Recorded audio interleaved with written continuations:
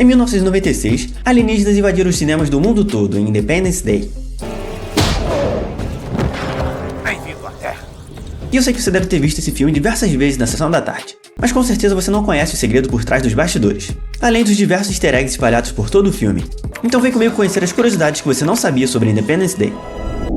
Independence Day foi dirigido por Roland Emmerich, conhecido por filmes de catástrofes como 2012 e O Dia Depois de Amanhã. Mas no início dos anos 90, seus filmes mais famosos eram Soldado Universal e o filme Stargate. E foi durante a coletiva de imprensa de Stargate que o diretor foi questionado do porquê dele ter feito um filme sobre alienígenas, sendo que não acreditava em vida extraterrestre.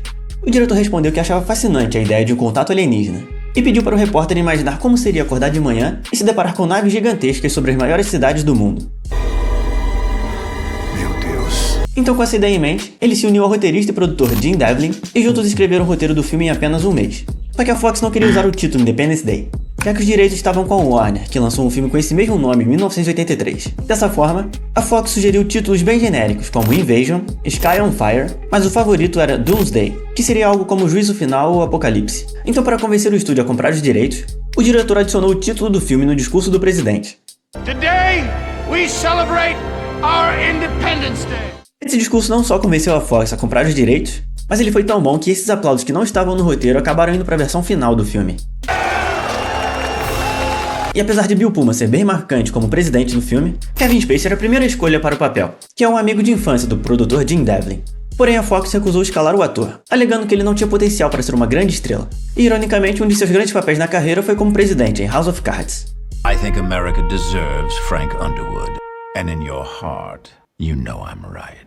Mas Will Smith também quase não estrelou o filme, já que ele era apenas conhecido pela série O Maluco no Pedaço e por Bad Boys, sendo que a Fox queria um nome mais famoso pro papel, cogitando inclusive o ator Ethan Hawke. Só que graças à sua performance em 6 graus de separação, o diretor insistiu junto à Fox e conseguiu a contratação do ator, transformando ele em um astro do dia pra noite. É isso aí! É isso aí! Mas Will Smith não foi o único ator de O Maluco no Pedaço no filme, já que o ator mirim Ross Bagley também foi seu primo Nick nas temporadas finais da série. O filme também está repleto de referências a filmes famosos de ficção científica, como por exemplo, logo no início quando a nave-mãe está chegando na Terra faz uma referência ao início de Star Wars Uma Nova Esperança, quando o Star Destroyer aparece em tela pela primeira vez. Mas essa não é a única referência de Star Wars, já que esse satélite tem um topo igual à Estrela da Morte. Além disso, mais à frente quando os personagens vão conhecer a base secreta da Área 51, tem uma pequena cena ao R2-D2. E quando as naves começam a usar os satélites para se comunicar, causa uma forte interferência na transmissão de Arquivo X. I love X-Files too. I hope you get to see it. A série aborda casos paranormais, com foco principalmente nos contatos extraterrestres. Esse easter egg acabou sendo respondido no primeiro filme de Arquivo X, quando Mulder sai bêbado de um bar e mija perto de um pôster de Independence Day. Além disso, também é possível ver uma referência ao filme O Dia que a Terra Parou, clássico de ficção científica onde uma nave também aparece de surpresa na Terra, que teve até um remake fracassado com Keanu Reeves. Para combater os alienígenas, eles têm a ideia de infectar a nave-mãe com um vírus para desativar a blindagem das naves menores. Essa ideia foi retirada diretamente de Guerra dos Mundos, onde o vírus é responsável por acabar com os alienígenas. Só que aqui é um vírus de computador. Depois disso, temos uma rápida referência a 2001, Uma Odisseia no Espaço. Bom dia, Dave. Hello, Dave. You're looking well today. Se você está gostando de saber mais sobre Independence Day e gosta desse tipo de conteúdo, não esquece de deixar o seu like e se inscrever no canal para continuar assistindo a vídeos como esse. Alguns recursos foram improvisados pela produção, como por exemplo no final do filme, quando o piloto se sacrifica para derrotar os alienígenas, a produção utilizou o início do grito de James Brown na música I Feel Good como efeito sonoro da explosão. Mas é tão rápido que fica imperceptível. Além disso, diversas cenas entre o ator Jeff Goldblum com Judge Hirsch e Will Smith foram improvisadas. Mas o improviso que se destacou foi a cena em que Will Smith carrega o corpo de um alienígena pelo deserto. E que fedor desgraçado é esse? Já que o local apresentava um cheiro horrível por causa da decomposição dos crustáceos que morriam no lago perto das gravações. Mas a cena encaixou tão bem que ficou no corte final. E sem dúvida um dos grandes destaques do filme é a presença militar combatendo os alienígenas. E graças ao apoio das Forças Armadas, o filme pode utilizar algumas bases como cenário em diversas cenas, além de contar com consultoria de diversos militares da vida real, permitindo usar até mesmo os trajes e veículos oficiais. Inclusive, na cena em que o Smith entra no vestiário na base de El Toro, todos ali assistindo TV são pilotos reais das Forças Armadas. Além disso, aquele discurso inspirador e patriótico do presidente antes da grande batalha final foi filmado em frente a um hangar que guardava o Enola Gay, que foi o avião que lançou a bomba atômica em Hiroshima. Mas mesmo com essa boa parceria, depois que os militares descobriram que o filme continha referências alienígenas escondidos na Área 51, eles retiraram todo o apoio. Um pouco suspeito, né? E lhe dou minha palavra que não existe Área 51. Isso não está inteiramente correto. Independence Day foi produzido no início da computação gráfica, então boa parte dos efeitos do filme foram executados de forma prática, e com a construção de muitos cenários em miniatura, como por exemplo para a famosa cena da destruição da Casa Branca, que foi construída uma maquete gigante, onde toda a explosão foi filmada em 300 quadros por segundo. Isso tudo para aumentar o impacto visual da cena. To make sure that you have a lot of information on film, so you want to make it as slow as possible. Até mesmo a explosão do helicóptero na cena foi filmada de forma separada com o modelo em miniatura, realizando posteriormente a sobreposição do computador. Mas outra sequência muito famosa é a destruição do Empire State Building, onde um rastro de fogo consome as ruas de Nova York.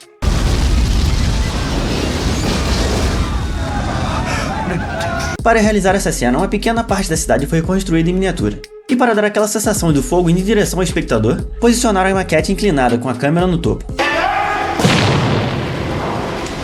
Mas no final a cena contou com uma combinação de diversas camadas de efeitos práticos, que contaram com dublês sendo puxados, carros em miniatura sendo arremessados, e a destruição das próprias miniaturas. So what we had to do is we had to build streets and objects upright. The street had to become pretty much a chimney for the fire. Já para o visual dos alienígenas, foram apresentados dois conceitos. Só que o diretor gostou tanto dos dois que teve a ideia de usar um como design para o corpo real do alienígena e o outro como um traje de batalha. E dependendo da cena, para representar os alienígenas, eles usavam pessoas vestindo parte do traje, como esse cara de short, por exemplo. Ou usavam bonecos controlados por mecanismos. At this date, I think CGI doesn't convince me as much as the Rod Control Puppet does. Apesar de conter muito efeito prático, a computação gráfica serviu para auxiliar em algumas cenas. E na época, toda essa mistura rendeu o Oscar de melhor efeitos visuais.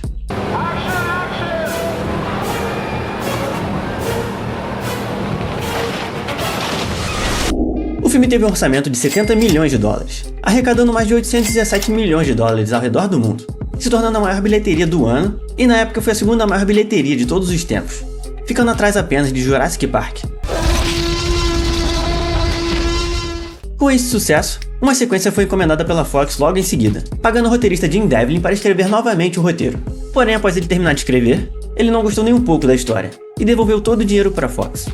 Tá uma merda! Foi somente 15 anos depois, quando ele e o diretor Roland Emmerich se encontraram, que eles criaram uma nova história. E como resultado desse encontro, em 2016 chegou aos cinemas Independence Day: O Ressurgimento, que contou com boa parte do elenco de volta, e que apesar de não ter o retorno de Will Smith, mostrava o retorno dos alienígenas à Terra. Essa história iria se encerrar em um terceiro filme, mas com baixo faturamento de 389 milhões de dólares, a trilogia foi descartada pela Fox.